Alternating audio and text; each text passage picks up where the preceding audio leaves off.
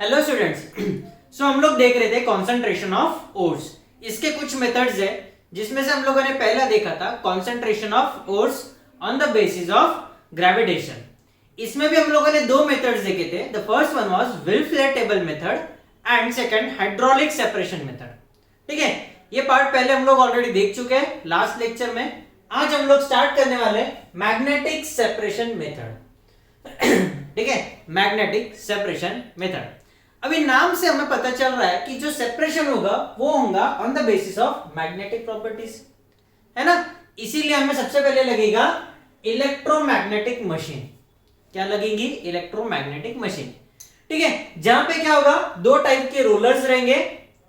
ठीक है, कौन कौन से रोलर्स? एक होगा मैग्नेटिक रोलर और एक होगा नॉन मैग्नेटिक रोलर। अब ये जो दोनों रोलर्स है, these are connected with a belt. ठीक है, दो रोलर्स रहेंगे इस टाइप के। ठीक है, और ये जो रोलर्स है इसके ऊपर से रहेगा एक मैग्नेटिक बेल्ट। ठीक है, जो मैग्नेटिक बेल्ट है वो मूव होगा फ्रॉम दिस डायरेक्शन, ऐसा मूव होगा। ठीक है, एक जो रोलर होगा वो होगा मैग्नेटिक, दूसरा जो रोलर होगा वो रहेगा नॉन मैग्नेटिक। ठीक है, अब मैग्नेटिक और नॉन मैग्नेटिक क्यों? बिकॉज हम लोग ये स्टडी कर रहे chapter metals and non metals, जिसमें हम लोग देख रहे रिफाइनिंग मतलब ऑब्टेनिंग अ प्योर मेटल। ठीक है, तो बात करें हम लोग मेटल्स के बारे में, तो जो मैग्नेटिक रहेगा वो मेटल्स अट्रैक्ट होंगे, जो नॉन मैग्नेटिक पार्टिकल्स रहेंगे वो अट्रैक्ट नहीं होंगे, है ना। तो यहां पे एक रहेगा वेसल, जिसमें से क्या होगा, ओर निकलेगा। ठीक है, ओर निकलने के बाद में बेल्ट इस तरीके से घूम रहा है ना, इस तरीके से। तो जो कंटेंट उसमें से निकलेगा वो भी घूमेगा बेल्ट पे, है ना। तो जो कंटेंट मैग्नेटिक है वो ये मैग्नेट को चिपक के रहेगा, है ना, और जो नॉन मैग्नेटिक है वो बेल्ट घूम रहा है तो उसकी वजह से क्या होगा, दूर गिर जाएगा। अब इसके लिए हम लोग क्या करेंगे, नीचे दो वेसल्स रखेंगे, है ना, दो वेसल्स रखेंगे। अब इनमें से जो मैग्नेटिक मटेरियल है वो क्या होगा, यहां से आएगा, वो बेल्ट को चिपक के रहेगा, बिकॉज वो जो मैग्नेटिक रोलर है तो मैग्नेटिक के अट्रैक्शन से यहां तक आएगा, फिर वो वेसल्स में गिर जाएगा, है ना। और जो नॉन मैग्नेटिक है, जो नॉन मैग्नेटिक है वो इस तरीके से आएगा और वो दूर गिर जाएगा। समझ में आ गया? सो क्या होगा, ये जो बेल्ट है ये जनरली हम लोग लेदर का यूज करेंगे, बिकॉज हमें ऐसे बेल्ट यूज करना है कि जो नॉन मैग्नेटिक ही हो, जिसमें मैग्नेटिक प्रॉपर्टीज नहीं होनी चाहिए। ठीक है, तो क्या होगा, जैसे ही इधर से पाउडर्ड ओर गिरेगा ये बेल्ट से लेफ्ट साइड में आएगा।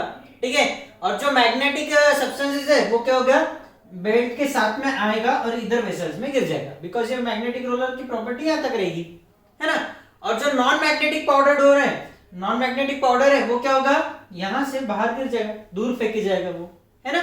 तो इस तरीके से हम लोग क्या करेंगे, सेपरेट कर लेंगे मैग्नेटिक एंड नॉन मैग्नेटिक। या फिर इन शॉर्ट हम लोग बात करें तो जो मैग्नेटिक ओर है वो एक इसमें कनेक्ट हो जाएंगे, और जो इंप्यूरिटीज है विच इज नॉन मैग्नेटिक वो दूसरे वेसल में कलेक्ट हो जाएंगे। समझ में आया? Okay, so one of this rollers is non magnetic while other one is magnetic. ठीक है, सो द कन्वेयर बेल्ट जो रहेगा that is made up of either leather और ब्रास। क्यों? बिकॉज ये क्या है, नॉन मैग्नेटिक है, इसीलिए हम लोग ये यूज करने वाले हैं। समझ में आ गया? Okay, the powdered ore is poured on the conveyor belt near the non magnetic roller. हम लोगों ने देखा था राइट हैंड साइड से पाउडर्ड ओर गिर रहा था वेसल में से। ठीक है, अब two collector vessels are placed below the magnetic roller. अब ये हमारा असेंबली है। ठीक है, यहां से क्या हो रहा है, पाउडर्ड ओर गिर रहे हैं, ये कहां पे है, नॉन मैग्नेटिक रोलर के ऊपर। ये जो है वो क्या है, non magnetic roller.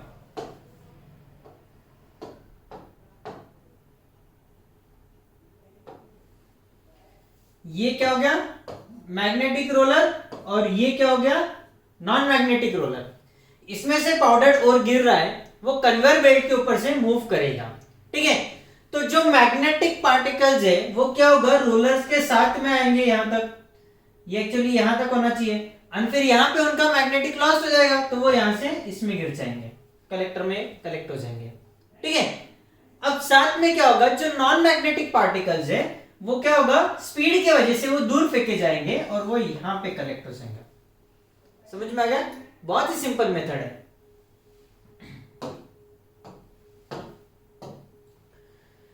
The particles of the non-magnetic part in the ore are not attracted towards the magnetic roller, है ना, वो मैग्नेट को अट्रैक्ट होंगे क्या, नहीं, क्यों नहीं होंगे, बिकॉज वो नॉन मैग्नेटिक है ना, और इसीलिए वो क्या होगा, दूर फेंके जाएंगे, that is collected in the vessel which is away.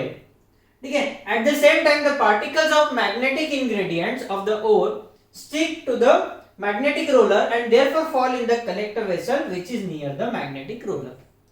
इस तरीके से हम लोग सेपरेट करेंगे ओर्स को। In this way, the magnetic and the non-magnetic ingredients in the ores can be separated depending upon their magnetic nature. कौन से nature पे, मैग्नेटिक नेचर पे। ठीक है, फॉर एग्जाम्पल कैसिटराइट, ठीक है, ये क्या है, टीन ओर है, क्या है ये, टीन ओर है। It contains non magnetic ingredient such as stannic oxide, SnO2, stannic oxide. ठीक है, और मैग्नेटिक इंग्रेडिएंट है that is ferrous tungstate, FeWO4, FeWO4। ठीक है, ferrous tungstate is the magnetic ingredient and stannic oxide is non magnetic ingredient in cassiterite. ठीक है, कैसेटेराइट बोले तो टिन ओर। समझ में आ गया। सो ये मेथड से हम लोग सेपरेट करेंगे magnetic and non magnetic ingredients in the ore. Is it clear? Okay, ये एक मेथड हो गया हमारा। दूसरा मेथड जो है वो है फ्रोथ फ्लोटेशन मेथड। कौन सा? Froth flotation method. अब ये मेथड में हम लोग क्या करते हैं, दिस मेथड ऑफ फ्लोटेशन, ठीक है, is based on two properties, two opposite properties. The first one is hydrophilic and second one is hydrophobic. Hydrophilic बोले तो which dissolves in water, dissolves in water, इसलिए हाइड्रोफिलिक। और hydrophobic बोले तो which dissolves in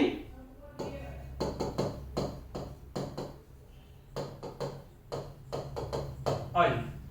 समझ में आ गया?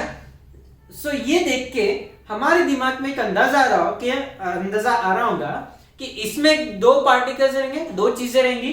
The first one is water and second one is oil. ये दो इंग्रेडिएंट्स भी इसके अंदर होंगे, है ना, तभी जाके यहां पे आ रहा है। Okay, so here the particles of the metal sulphides due to their hydrophobic property gets wetted mainly with the oil, है, wetted mainly with the oil, while the hydrophilic property the Gauge particles get wetted in the water, है ना, वो क्या होगा, water में dissolve हो जाएंगे। So by using this property certain ores are concentrated by froth flotation method। इसको बोलते हैं फ्रोथ फ्लोटेशन मेथड। अब मेथड कौन सा है ये हम लोग देखते हैं नेक्स्ट स्लाइड में। ठीक है, ये हमारा सेटअप है जिसके अंदर एक ये वेसल है। ठीक है, अब इसके अंदर क्या हो रहा है कि हम लोग water and pine oil use कर रहे हैं इसके अंदर। ठीक है, अब इसके अंदर हम लोगों ने ओर डाल दिए हैं, है ना। अब इसका एग्जैक्टली मेथड कैसा है वो हम लोग देखते हैं। In this method the finely ground ore is put into the big tank containing ample amount of water. ये एक टैंक है जिसके अंदर पूरा ऑलमोस्ट फुल है with the help of water. इसके अंदर ऐड करेंगे हम लोग oil such as pine oil या फिर यूकैलिप्टस ऑयल, ये हम लोग वाटर के अंदर ऐड करेंगे। ठीक है, अब हमारे पास में एक एजिटेटर रहेगा। ठीक है, एजिटेटर रहेगा जिसके अंदर हम लोग क्या करेंगे, यहां से हॉट एयर सप्लाई करेंगे।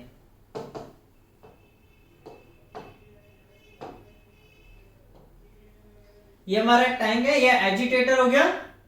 ठीक है, इसके अंदर हम लोग क्या करेंगे, हॉट एयर डाल देंगे। ठीक है, हॉट एयर इसके अंदर आ जाएगा, हॉट एयर नहीं सॉरी, इसके अंदर हम लोग क्या करेंगे, एयर डालेंगे। ठीक है, एयर ब्लो करेंगे। साथ में हमें एजिटेटर को क्या करना है, मूव करना है स्पीड से, मूव करना है स्पीड से। तो एयर आने की वजह से इसके अंदर बबल फॉर्मेशन होगा, बबल फॉर्मेशन होगा और वो मूव करेगा तो क्या होगा, there will be formation of foam. ठीक है, वहां पे क्या होगा, फोम फॉर्मेशन होगा।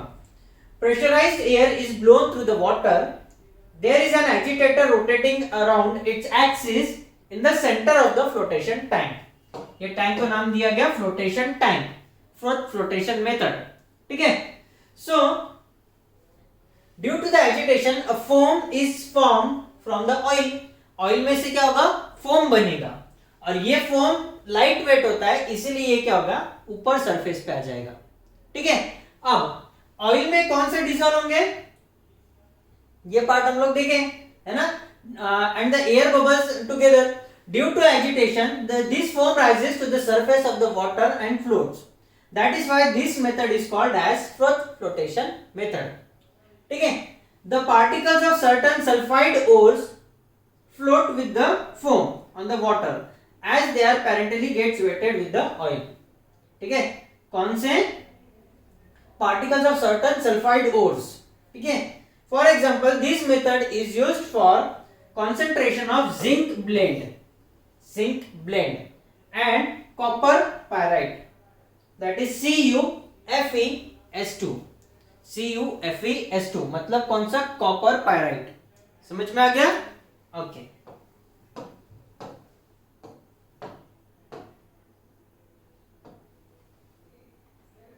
And the last method on the concentration of ores is leaching। कौन सा मेथड है, लीचिंग का। अब ये मेथड में क्या होता है, the first step of the extraction of metals, कौन कौन से, एल्यूमिनियम, गोल्ड, सिल्वर। ठीक है, from their ores is the method of leaching.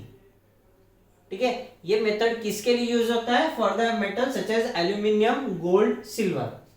अब ये मेथड में क्या होता है, सोक्ड, ये जो हम लोग ओर्स लेने वाले हैं ना, वो क्या करेंगे, हम लोग उसको डिसॉल्व करेंगे इन सर्टेन सॉल्यूशन। सोक बोले तो उसके अंदर हम लोग थोड़ा सा सॉल्यूशन ऐड कर देंगे सो दैट वो उसके अंदर डिसॉल्व हो जाए। ठीक है, these ores dissolve in that solution due to specific chemical reaction। हम जो सॉल्यूशन लेंगे वो और ये जो ओर ले रहे, इन दोनों के बीच में केमिकल रिएक्शन होगा। केमिकल रिएक्शन की वजह से क्या होगा, ये जो ओर है वो सॉल्यूशन में डिसॉल्व हो जाएंगे। However, जो गेंज पार्टिकल्स है, कौन से गेंज, दैट इज इम्प्योरिटीज, ये वो सॉल्यूशन के साथ में रिएक्ट नहीं होंगे, इसीलिए that do not dissolve in that solution. ठीक है, इसमें क्या होगा, हम लोग ओर लेंगे और सर्टेन सॉल्यूशन लेंगे। ठीक है, जो ओर ले रहे हैं उसको क्या करेंगे, सॉल्यूशन में ऐड कर देंगे और कुछ देर हम लोग रहने देंगे उसको। इसके वजह से क्या होगा कि ये जो ओर है ये वो सॉल्यूशन में डिसॉल्व हो जाएंगे, है ना, और जो नॉन मैग्नेटिक जो ये है नॉन मेटेलिक पार्टिकल्स है, दैट इज जो गेंज है, वो क्या हो जाएगा, वो उसके अंदर डिसॉल्व नहीं हो जाएगा। डिसॉल्व नहीं होने की वजह से क्या होगा, हम लोग उसको सेपरेट कर सकते हैं। ठीक है, अब ये मेथड एग्जाम कौन कौन से इसके लिए एप्लीकेबल है, for the concentration of bauxite, aluminium ore. ठीक है, is done by leaching method. Here bauxite is soaked in the aqueous solution of sodium hydroxide.